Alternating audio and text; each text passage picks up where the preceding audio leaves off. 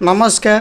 जो माने सीएम किसान टंका जो चाषी भौणी मैंने पाऊले से स्टूडेंट बा जो माने उच्च शिक्षा करुचनी से बहुत बड़ खुशी खबर कहीं से कृषि निधि विद्या योजना ओडिशा रे आमर लागू हो सारी जोटा कि पूर्व थर आमर कालिया स्कॉलरशिप लागू होता बर्तमान हमारा मोहन सरकार जोटा कि राज्य सरकार लागू कर कृषि निधि योजना यार लास्ट डेट रोचे 30 नवेम्बर 2025। यही पीरियड भितर कौ मैंने अप्लाई करें SC ST OBC EBC general पिला माने मध्य अप्लाई करें।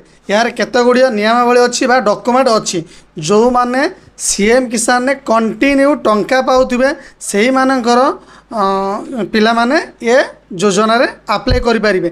जो मानकर सीएम किसान भूमिहीन पड़ी अधारू कटि जाइए जो माने डिस्कंटिन्यू अच्छी से माने ये योजना अप्लाई करें ना। गोटे डॉक्यूमेंट अच्छी जो रंग आमर स्टेट स्कॉलरशिप डॉक्यूमेंट लगुला या एक्स्ट्रा 2टा डॉक्यूमेंट लगी मुझे रखुची जोटा कि आधार कार्ड बैंक खाता रे डेबिट थिबा निया दरकार income certificate caste certificate resident certificate previous mark list last qualification mark list आउ सीएम किसान आईडी जोटा कि नेट रे बाहर सेटा निहाती भाव दरकार सेटा जदि सीएम किसान आईडी न हो कौन स्टूडेंट आमर कृषि निधि योजना अप्लाई करें।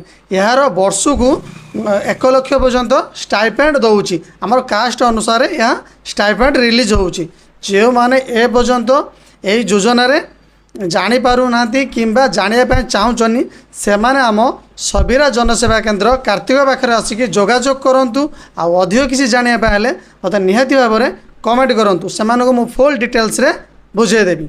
जय जगन्नाथ।